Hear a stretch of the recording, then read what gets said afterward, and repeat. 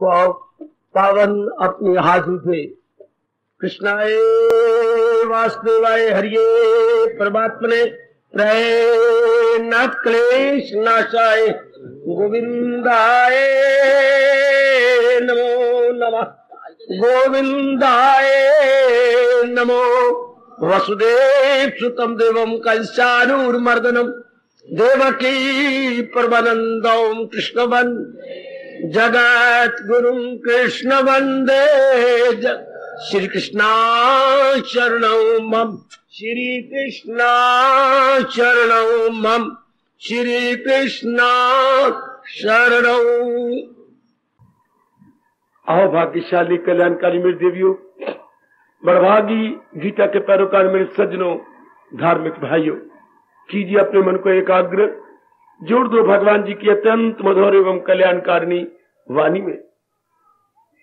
इन दिनों उन्हीं की विशेष कृपा का हम विशेष लाभ उठाते हुए 12वें अध्याय को आदर मान सत्कार पूर्वक श्रवण कर रहे गए। हमारे सरताज और मन के राजा भगवान कृष्ण अब उन दिव्य गुणों का वर्णन करने जा रहे गए जो मेरे और आपके अंदर होने अत्यंत आवश्यक है। क्योंकि आप दिलो जान से भगवान की भक्ति में लगकर अपना कल्याण करना ही चाहते हैं। कई गुण तो आप में घर कर गए हैं, अभी कई गुण आपसे रूठे हुए गए। परमात्मा जाने क्यों आपसे कई गुण रूठे हुए गए, उनको हमने मनाकर अपने अंदर लाना है। प्रभु मुझे शक्ति दे, मैं आपके रूठे हुए गुणों को आपके मन में ला सकूं और भगवान से आपके लिए भी कहला सकूं। वही गए मेरा भक्त प्यारा मुझे। कितने प्यार के लहजे से, कितनी मीठी शैली से भगवान जी अपनी श्रीमुख से कहती हैं, सामे प्रिया, वो मुझे बहुत प्यारा है। और आखिर में जाके कहते हैं इसी अध्याय के 20वें श्लोक में, क्या ते में अतीव प्रिया, अतीव लगा दिया, अर्थात वो मुझे अत्यधिक प्यारे है, अत्यधिक। इसके बाद तो कोई शब्द ही नहीं जो अपने अंदर के प्रियतम को प्रकट कर सके। तो घर में भी देखती हैं, कमाओ पुत्र प्यारा लगता है। स्कूलों कॉलेजों में भी देखा, इंटेलिजेंट की ओर मास्टर जी ज्यादा ध्यान देती हैं, प्रोफेसर ज्यादा देखते हैं उनकी ओर। कोई क्वेश्चन डाले तो उनसे पूछ लेंगे। वाह, हर जगह देखा जाता है गुण वालों की कदर होती है, धन वाले की कदर होती है। इसलिए हमारे देश में ये कहावत कितनी प्रसिद्ध है, इस माया दे 3 नाम, परसू परसा ते परसराम। धन नहीं था तो वे परसू मर जावे, बोलता तो नहीं पिया। धन हो गया तो परसा, राम राम राम राम भाई। और लक्ष्मी भगवती आ गई, सेठ परशुराम जी, सेठ परशुराम आपके तलुए में हमारे हाथ गर्मी न लगे। वाह वाह। संसार और भगवान का स्वभाव ऐसे ही है। महाराज जी भी उन्हीं से प्यार करती हैं जिनमें गुण आ जाए, और जिनमें गुण आ जाता है, मैंने कई बार अब कहा, गुणों से ही प्रेम उत्पन्न होता है। आपको नहीं पता तो मेरे से जानकारी कर लो।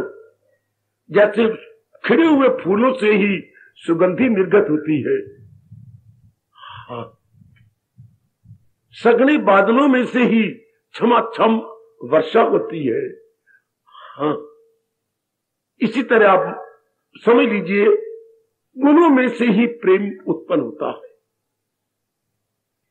प्रेम कोई खेत में नहीं उगता, प्रेम किसी हाट पे नहीं बिकता, तो प्रेम गुणों से प्रकट होता है। अब भगवान से भी प्रार्थना करते रहना जब तक ये प्रसंग कई दिन लगातार जारी रहेगा। मेरी देवियों, ओ मेरी कल्याणकामी सज्जनों, और विशेषकर ये जितने आए बैठे हैं युवक, इस युवक वर्ग से भी मैं कहूंगा, जरा भगवान से प्रार्थना कीजिए ये गुण आप में आ जाए। भरा जोबन है आपका, अभी आ गए तो जिंदगी बड़ी अच्छी कटेगी।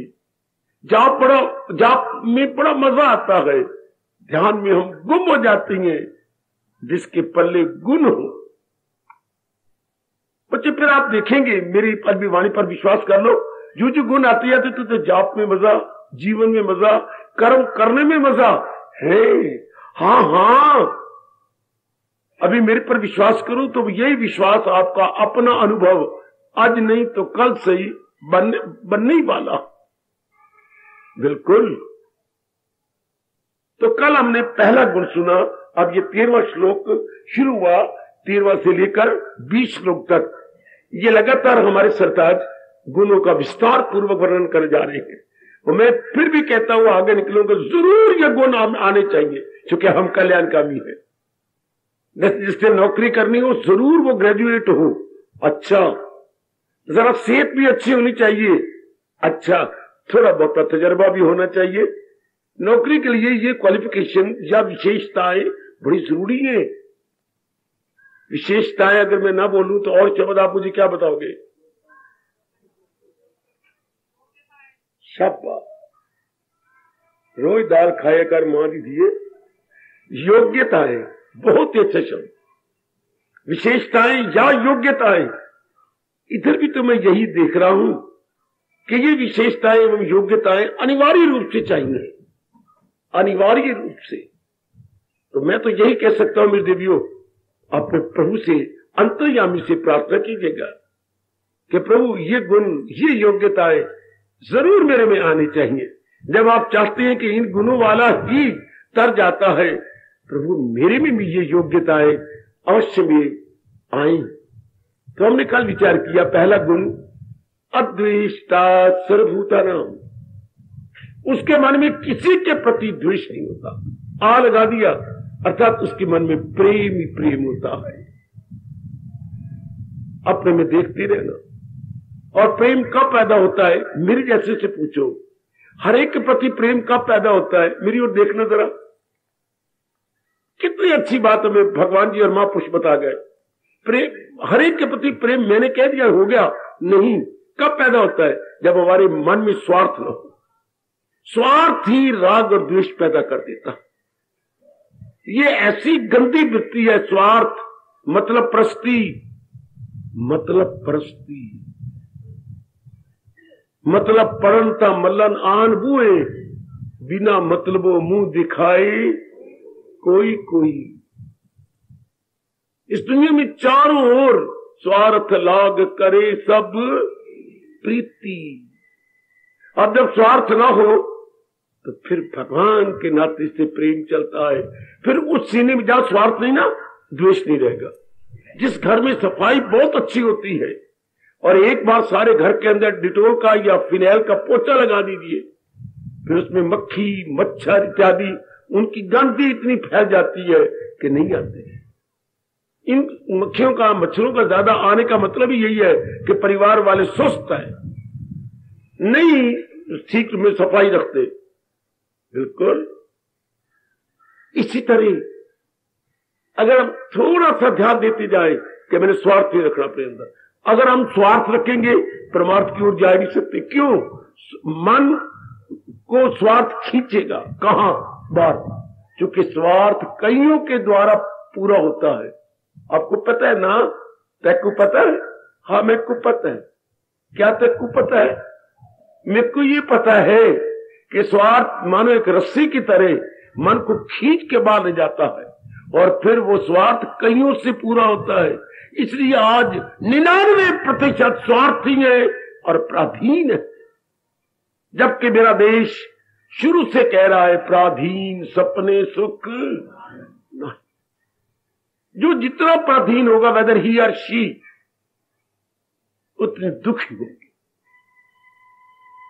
रब करे हम 2 दिन जी ले, लेकिन स्वतंत्रता पूर्वक जिए, प्रतंत्रता पूर्वक नहीं। बड़ा गंदा जीवन है प्रतंत्रता का।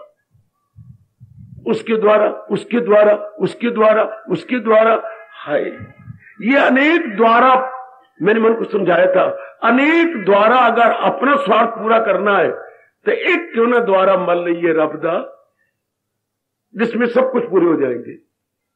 ये तो अनेक के द्वारा कराना पड़ता है स्वार्थ। तो फिर आप तो क्या है, सबके सब अपना परमार्थ बनाना चाहते हैं।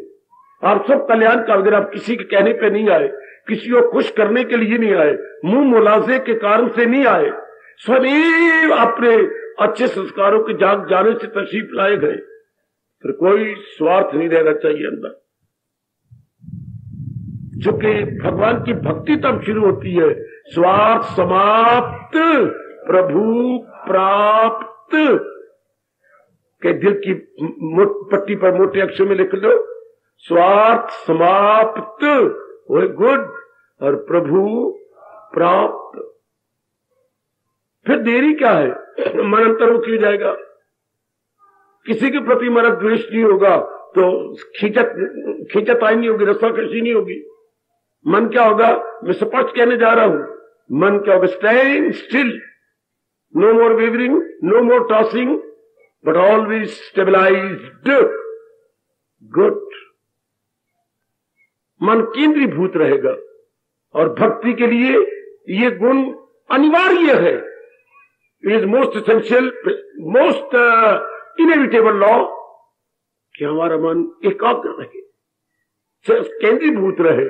बस यही स्वार्थ है जो न चाहने पर आपको इस तरह मन को खींच के ले जाता है।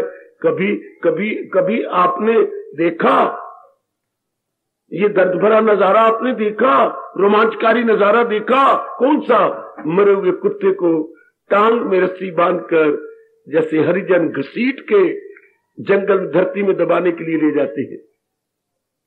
इसी तरह याद रखना, स्वार्थ आपके जिंदा इंसान को बाहर खींच के ले जाता। वो तो मुर्दे कुत्ते को ले जा रहे हैं, कोई हैरानगी नहीं। क्या ये हैरानगी नहीं कि स्वार्थ एक जिंदा इंसान को खींच के ले जा रहा? आपत्ति हो तो मुझसे पूछिए, कोई चाहे शर्मा हो या वर्मा, दो ही जाति हैं अपने देश में प्रसिद्ध, शर्मा और वर्मा, दोनों इकट्ठे बैठा करो। एक की दाल तो एक की चावल, खिचड़ी तो बनेगी ना। अच्छा, जिंदा इंसान को स्वार्थ खींच के ले जाता है, जबकि हरिजन मुर्दे कुत्ते को ले जाते हैं।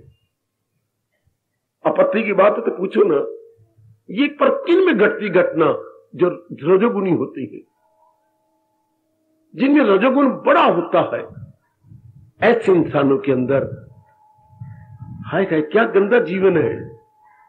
इधर उधर यहां तहां वहां, थोड़ा आजाद होने की कोशिश करो, पर तभी होंगे जब स्वार्थ जाएगा। और स्वार्थ कब जाएगा? जब ये गर्मा गर्म इच्छा पैदा, मैंने अपना कल्याण करना ही है और इसी जन्म में करना है। मैं बार बार कहूंगा, सारे काम आप पेंडिंग कर लो, चलो परसों कर लवेंगे, कल कर लवेंगे, चलो 2 महीने बाद हो जाएगा, लेकिन अपने कल्याण को कभी पेंडिंग न कहना, वरना slightest leniency given to the mind proves a havoc. थोड़ी सी भी ढील मन को दे दी गई तो मन क्या कर देगा, तबाही मचा देगा। इसको ये नहीं कहना मैंने कल्याण इसी जन्म में करना है। समझा मेरी भोली भाली बेटी, नारी का चोला जे, मेरे मालिक ने गोल्डन अपॉर्चुनिटी आपको दी है, पूरा लाभ उठा जाओ। कोई पेंडिंग या स्थगित नहीं करना, मैंने कर ही लेना कल्याण, इसी जन्म में अपना कल्याण कर जाना। फेंक के मारो स्वार्थ को परे, बस न राग न द्वेष। भगवान की शर्त बड़ी जल्दी पूरी तरीके में बताऊंगा, अब करना तो आपने है ना, क्योंकि ये खुद ही करने से बनती है, दूसरे करने से नहीं। ये हमारे महापुरुषों ने कहा, सिर का बोझ है खुद ही फेंकोगे तो सिर हल्का होगा, प्यास लगी है खुद ही पानी पियोगे तो प्यास बुझेगी, भूख लगी है खुद ही बैठ के परोठे खाओगे तो भूख दूर होगी, और अगर मुक्त हो जाना है तो खुद ही साधना करोगे तो बात बनेगी। किसी दूसरे कहने से साधना नहीं बन सकती, नहीं बन सकती। भगवान का ये फरमान कभी झूठा नहीं हो सकता। बाबा बाबा कौन सा?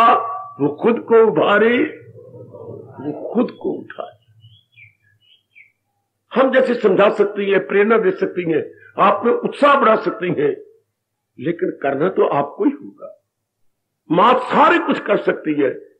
कितनी मां जान मारती थी, मैं तो अपने घर में देखा करता था, 1940-45 की बातें कर रहा हूं। कितनी जान मारती थी मां, कितनी जान। हमारे वक्त मेरी बेटी एक बड़ी मशीन होती थी रोटियां पकाने वाली, कौन सी, मिट्टी का तंदूर, जिसमें मां छाती तक तंदूर के अंदर जाके वो लगाया करती थी फुलके, या वो पीड़ा बिल्कुल के अंत नीचे से लगाते हुए ऊपर आना। हाँ, इतनी तपश के अंदर। एक बार तो मैं हिल जाता था, मैं कहना कि अगर पुत्र मैंने तो रोटियां पकानी है, तू फिर घर से ठहर के आया कर, मैंने तो पकानी नहीं, तू मुझे ना देखकर तेरा मन दुखता था, तू ठहर के आया कर। कितनी कुर्बानी से हमारी माताएं रोटियां पकाती थी। अब इतनी कुर्बानी, सब्जी भी, ये भी सब कुछ कुर्बानी से। और बताऊं, हाँ, हमारे वक्त सब्जी कहां बनती थी, कहां बनाते थे, तंदूर के अंदर। इतनी स्वादी बनती थी दाल सब्जी, क्योंकि धीरे धीरे पकती जानी है। थोड़ा सा गोबर तोड़ के रोटियां पक गई तंदूर में से, फिर नीचे आंच तो होती थी, तो गोबर तोड़ा, नीचे रख दिया और पतीली रख दी, धीरे धीरे रिश्ती रहेगी। लो, तंदूर से बन जानी, मुफ्तो मुफ्ती सब्जी बन जानी और मुफ्तो मुफ्त रोटियां पक जानी। शाबाश, कितनी कुर्बानी। लेकिन खानी तो हमें पड़ती थी। बाकी सब कुर्बानियां माँ जी करते हैं, पिता कर लेता है, लेकिन खानी आपको पड़ेगी। साधना तो आपको करनी। साधना मन की खुराक है, जबकि भोजन हमारे तन का भोजन होता है। वो हमारा तन का भोजन है, ये हमारा मानसिक भोजन है, हमें खुद करना होगा। बड़ी गंदी वृत्ति है, बात बात में द्वेष जाता है। पर द्वेष कब होता है? देखो देखो देखो देखो, जो फिर वही बात आ गई। द्वेष हम कब, किसे प्यार होता है, हमारा मित्र होता है, अच्छी हमारी सखी होती है, हमारा लेना देना होता है, शाबाश, हम अपने घर से सब्जी रोटी लेके उसके घर में चले जाती हैं। आधी सब्जी तू अपनी मुझे दे दे, आधी सब्जी मेरी तू ले ले। हाँ, तू 4 फुलके ले आई, मैं भी ले 4 ले आई, 2 आपने मुझे दे दे, 2 मेरी ले ले। फिर हमारा प्यार बहुत बढ़ जाएगा। वाह वाह, जैसे धर्मराज ने पत्र भेजा है, भी ऐसा कर लिया करो, आधा गिलास तक पानी तू पी ले, आधा मैं पी लेती हूँ। वाह वाह, बहुत अच्छी। लेकिन आपस में फिर भी तकरार हो जाता है, द्वेष हो जाता है। कब?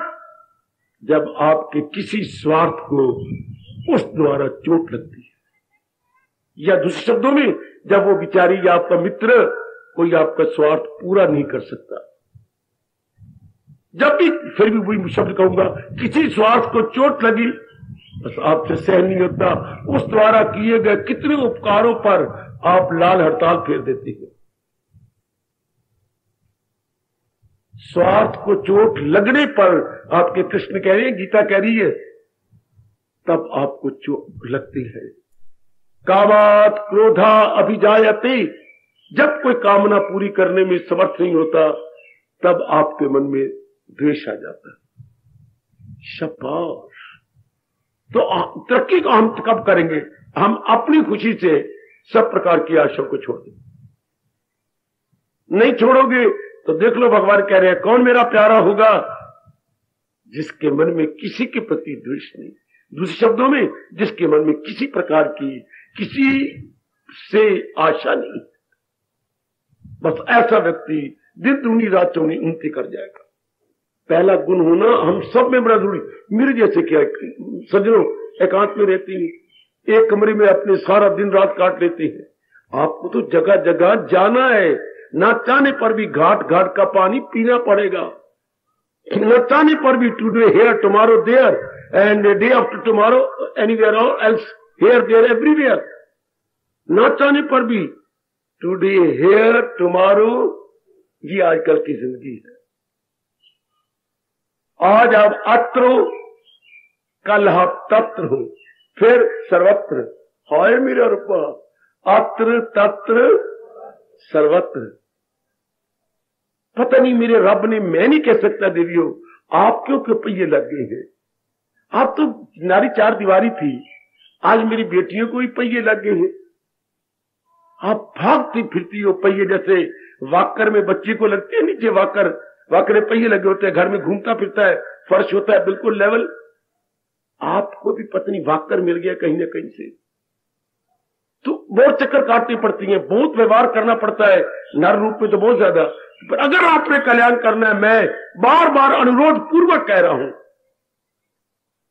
बाबा क्या द्वेष को छोड़, कई आपके अनुकूल नहीं होंगे, कई आपका स्वार्थ ही न रखो, ना होगा बांस ना बजेगी बंसरिया, ना होगा कारण तो ना होगा कार्य। when there is no cause no effect, हाय कितना अच्छा नियम है ये दुनिया में, cause and effect always go hand in hand, कार्य और कारण हमेशा हाथ मिला के चलते हैं। तो द्वेष का कारण ढूंढो, कारण क्या है? स्वार्थ, तो रिमूव दी स्वार्थ for ever, then there would be no द्वेष एट ऑल, कोई कारण ही नहीं। आप इस तरह भगवान की वाणी को समझा करो। हम भगवान की वाणी को भारतीय मनोवैज्ञानिक रूप से समझे, भारतीय क्या फिलॉसफी की तरफ समझे, बड़ी जल्दी हम पढ़े लिखे हैं, हमारे मन में पक्की हो जाएगी। सारी मेरी बेटियां पढ़ी लिखी हैं। आहा आहा आहा, पहले आपने जो फिलॉसफी पढ़ी है वो एजुकेशनल पढ़ी है, ये बच्चों को जो पढ़ाने के लिए एजुकेशनल फिलॉसफी। अब ये फिलॉसफी है, ये क्या है? Ethical philosophy, ethical psychology, ethical जो हमारे एवरीडे लाइफ में काम आती है, हमारे लोक परलोक में का अंग्रेजी का एथिकल है, हमारा शब्द है नैतिक, नीति से बन गया नैतिक मनोविज्ञान। हाय हाय, ये जो नैतिक मनोविज्ञान वो सिर्फ स्कूल में पढ़ाने में काम आएगा। जो एजुकेशनल साइकोलॉजी होती है केवल एजुकेशन में, और ये तो हमारी एवरीडे लाइफ में जो भगवान जी हमें समझा रही है, नॉट ओनली इन दिस लोक बट परलोक एज वेल, इससे हमारे दोनों लोग बन जाते हैं। तो बड़ा जरूरी है, इसलिए भगवान ने इस गुण को नंबर 1 दिया। देखो, पहला दर्जा दिया इस गुण को, किसी के प्रति कोई द्वेष नहीं होगा जब स्वार्थ। बहुत अच्छे, बहुत अच्छे।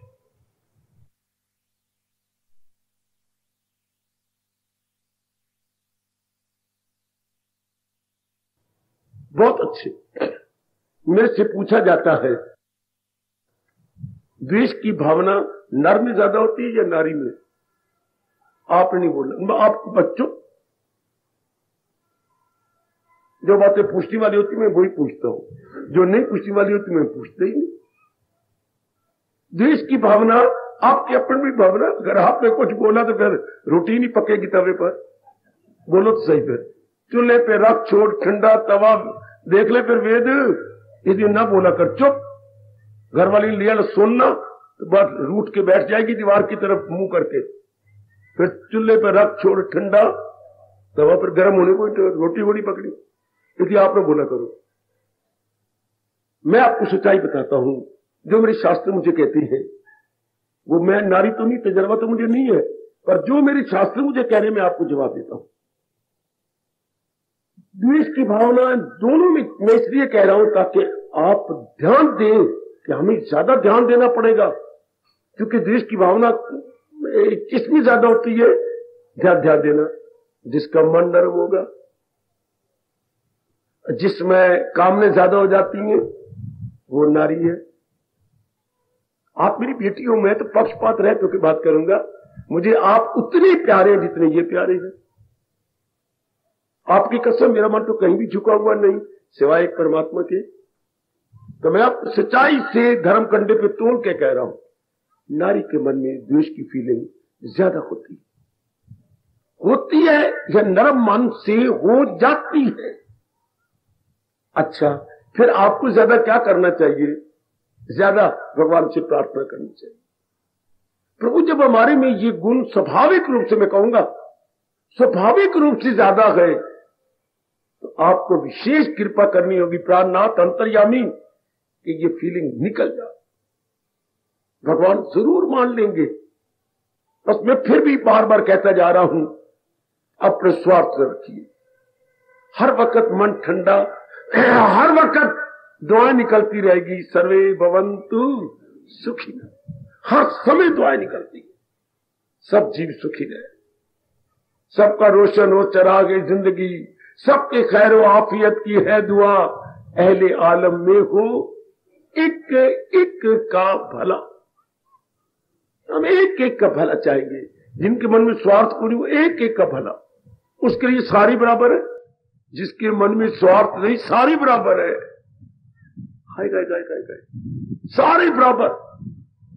माधव का देना नहीं, ऊदों से लेना नहीं। कहावत अपने देश में कितनी अच्छी है, माधव को देना नहीं, ऊदों से लेना नहीं। ऐसा जी अंतर्मुखी हो गया, बिल्कुल अंतर्मुखी, बिल्कुल। अब स्वार्थ के कारण से ही तो आप लिफाफा पर एड्रेस लिख के देना चाहते हैं ना, वहां पर बिल्कुल ठीक है। स्वार्थ के कारण से ही तो कहा जा रहा है कि फलाने को कह देना हाँ कि मेरे सुरखाब के पर लगे हुए हैं। हाँ, स्वार्थ के कारण से सारा कुछ होता है ना, होता है बड़ा सब कुछ। छोड़ो स्वार्थ इस जन्म में, लो मेरे से परमार्थ और निकाल दो इस द्वेष की फीलिंग को। ये द्वेष की भावना, एनिमिटी की भावना कई जन्मों से हमारे पीछे गए, पर ये आती नहीं, अनजाने रूप में बुलाई जाती है। आती नहीं है, अनजाने रूप में। जैसे आपके घर में टेलीफोन लगे होंगे, घंटी बजी, आपने उठाया, भाई मैं तो 2 बार टेलीफोन कर चुका, तू भेजना क्यों नहीं, मैं बाहर खड़ा इंतजार क्या करना। ऐसा गलती करते हो टेलीफोन रखने वालों।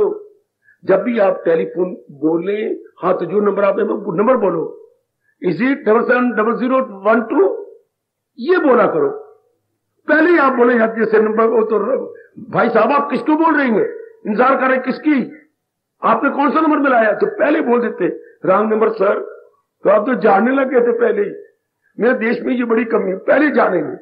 तुझे कितनी बार तक कहा मिसिज, तो यार मैं तेरी मिसेज गला मार देते, तो पहले पूछ लो ना भाई, आई नहीं अभी तक तू, मैं दुकान पे बैठा हुआ हूं और नंबर ही गलत मिले। तो एक बार तो मैंने भी अचानक उठा लिया, मैं बहुत कम उठाता हूं, टेलीफोन रखा तो है ना मेज पर, मैं नहीं उठाता, बाकी वर्कर उठा तो लेते, जवाब मुझे देते रहते हैं, उठा ही लिया। तो वो इसी तरह बोल रहा था, हाँ तो सरकार ये तो रॉन्ग नंबर है आपका, रॉन्ग नंबर, ये कौन सा नंबर है। अब मैं और क्या बोलूं, जहां भाई सबने आना है वो नंबर है, जहां सबने आना, क्या ये शमशान भूमि है। अब हम वो कहते क्या ये शमशान भूमि।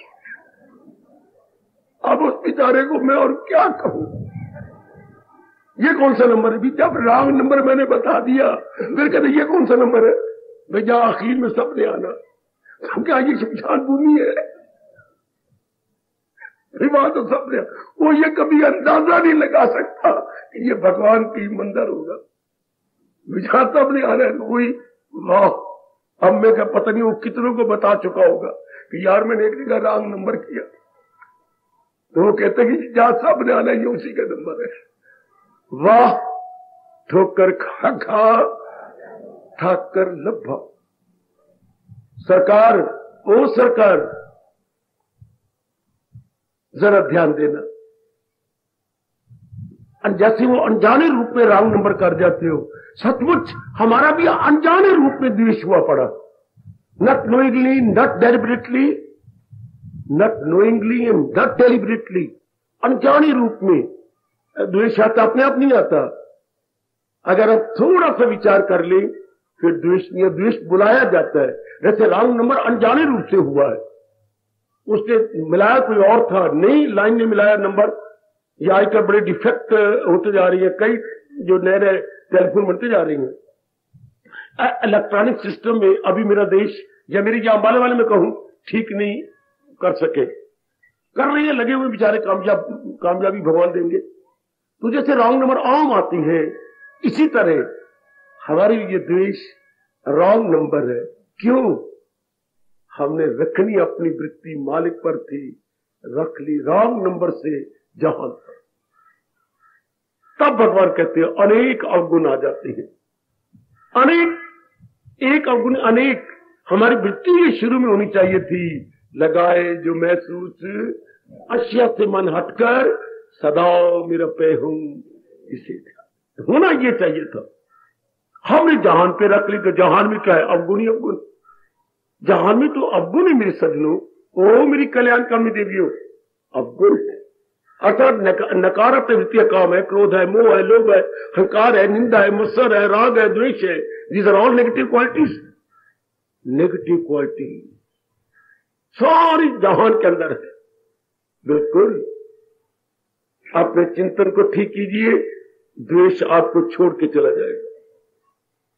द्वेष नहीं रह सकता क्योंकि आप में स्वतः गुण बढ़ता जा रहा है और ये शुभ कामना बढ़ती है, मैंने अपना कल्याण करना, मैंने अपना जरूर कल्याण करके जाना है, तो मैं यकीन दिलाऊंगा द्वेष नहीं रहेगा। सतगुण बढ़ रहा है, हाँ, और इधर कल्याण की कामना बढ़ती जा रही है, तो सतगुण बढ़ता कब है? जब स्वार्थ घटता जा रहा। हर एक के पास तो लिमिटेड मीन्स है, तो जब तक उसके पास साधन विचार करेगा, पर आप तो बार बार स्वार्थ पे स्वार्थ, स्वार्थ पे स्वार्थ, उसके पास साधन ही थोड़ी है, न पूरा कर सकेगा, हो गया द्वेष। इसलिए जिसके मन में जितना ज्यादा राग है उतना ज्यादा द्वेष बढ़ जाएगा, कि इतने साधन नहीं होते। इकोनॉमिक्स का पहला चैप्टर, इकोनॉमिक्स शुरू यहीं से होती है बेटे, इकोनॉमिक्स की शुरुआत यही है। Wants, desire, satisfaction always goes in circle. क्यों इन सर्कल? वांट्स, आपके सेटिस्फैक्शन, डिजायर, ये क्या चक्कर कटेंगे हमेशा, पर आखिर में होगा क्या? वांट्स क्यों नहीं पूरी होती? वो कैसे? Sources are limited, always limited. इसलिए मन में रख लो, किसी के साथ द्वेष का बढ़ाना। आपके पास भी तो लिमिटेड सोर्सेज है, इसलिए हाथ जोड़ के कह दिया करो, मैं तो इसको पूरा करने में समर्थ नहीं हूं, असमर्थ हूं। आप समझ आओ, समझ, दुनिया वाले कहां समझती हैं? जानबूझ के नहीं कहना चाहता जी, पहले तो आप तो मेरे मन में है ही नहीं जी, मैं ऐसे ही बन गए, मारी चगले मारी जाएंगे और द्वेष कर लेंगे। मैं भी तो, हमने तो तरना है, हमें तो तलीन हो जाना, तो द्वेष जीव को खींचता है दुनिया की तरफ ना। इसलिए पहले ही स्वार्थ छोड़। हर एक व्यक्ति आपके स्वार्थ पूरा करने में समर्थ नहीं है, क्योंकि मैंने अभी अभी आपको भगवान की बात कही, हर एक जो है ससीम सोर्सेज है। हाँ, कहां तक पूरा करेगा वो बेचारा? इसलिए सियानापना इसी में है, हमारी विजडम इसी में है, हमारी बुद्धिमत्ता इसी में है। स्वार्थ को छोड़ दो। देखो फिर अब परमार्थ कितना बढ़ चलता, कितनी जल्दी परमार्थ ठाठे मारेगा आपके भीतर ही भीतर। जाके विचार करना, सोचना, क्या द्वेष की फीलिंग चली गई है? यानी मैं कम होना नहीं कहूंगा, चली गई कि नहीं, वरना आप अपने इस मार्ग में खुद ही बाधा बन जाएंगे। मेरी भगवती, खुद ही आप रुकावट बन जाएंगे इस धार्मिक मार्ग में। जिसका द्वेष नहीं गया वो अपने मार्ग में आप ही बाधा है। अपनी तरक्की नहीं करेगी, कोई मन तो बाहर जाएगा। इस मार्ग में चाहिए एकाग्रता। एकाग्रता उसकी उससे होती, उसकी जिसके मन में कोई स्वार्थ नहीं किसी के प्रति, वो दिन दुगनी रात चुगनी उन्नति कर जाएगा। और जिसके मन में स्वार्थ है और फिर परमार्थ बनाना चाहता है, वो बुद्धू है, ना कभी नहीं कर पाएगा।